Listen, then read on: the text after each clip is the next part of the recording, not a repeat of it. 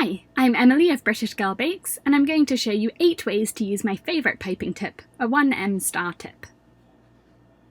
I'll start with probably my favourite way to use a 1M tip, by piping easy roses onto a cake. For each rose, hold your tip against the side of the cake and pipe a tight spiral, working your way out, and then releasing your pressure on the piping bag as you pull the bag away from the cake. Start at the bottom and pipe a row of roses around the cake, and then another row on top, and then another row. I like to pipe each rose in between the two below, so that they're slightly offset. You need a thin coat of frosting on the cake first, partly because it provides a flat, non-crumbly surface for your roses to stick to, but also because if there are any gaps between your roses, it won't be as noticeable when there's frosting underneath, instead of naked cake. This is a really quick and easy way to cover a cake with decorative frosting, and the colour possibilities are endless. You can use just one colour, or pipe the roses on by alternating colours, or you can make it ombre by using a light shade of the colour for the first row and then get darker as you work your way up or down the cake.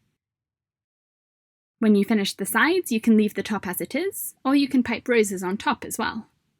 Then if there are any gaps in between the roses, you can squeeze a bit of frosting out of the piping bag, still using the 1M tip, to pipe little star blossoms.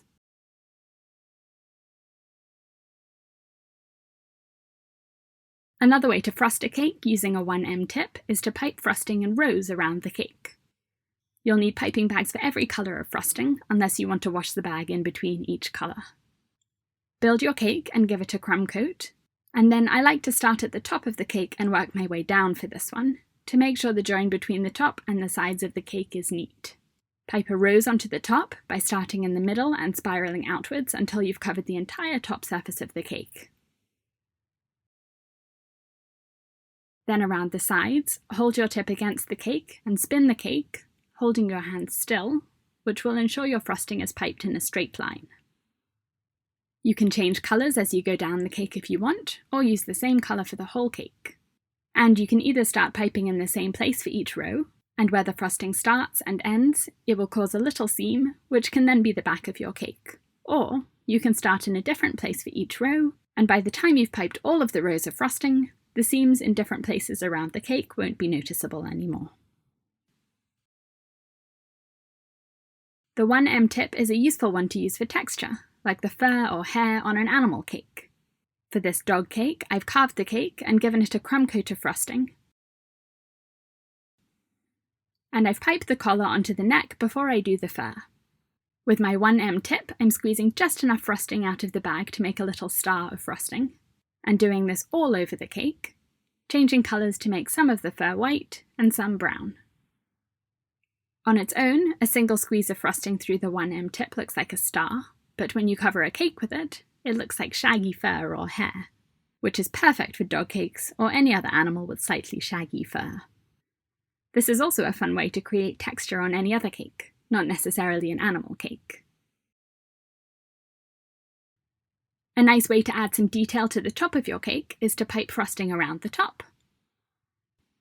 These are wiggles or ruffles of frosting using a 1M tip, holding the tip just above the cake, and as you lift the bag up slowly, applying pressure the whole time, wiggle your wrist back and forth slightly to make the frosting fold over itself to make these pretty ruffles.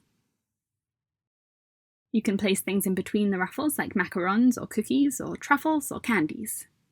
To space them out evenly, it's easiest to place the macarons or other decorations first, and you can attach them with just a tiny bit of frosting, and then pipe the ruffles in between them afterwards. You can alternate colours if you like. Another way to pipe frosting on top of a cake is to pipe little swirls, the same as you would pipe onto a cupcake, but smaller. Hold your 1M tip in the centre of wherever you want the swirl to be, and pipe a spiral, lifting your bag slowly as you pipe so that the spiral layers on top of itself. I'm spacing the swirls around the cake by imagining that the cake is a clock and piping the swirls at opposites, so 12 o'clock and 6 o'clock, 9 o'clock and 3 o'clock, and then another swirl in the middle of each. You can use a single colour, or alternate bags with different colours of frosting inside, or blend a few colours together inside the piping bag. I go over this in a lot more detail in my online course on the basics of cake, and you can click the link in the screen for more information, or I've put the link in the description below. A final fun border for the top of your cake is a rope border, which you can pipe with little overlapping circles of frosting.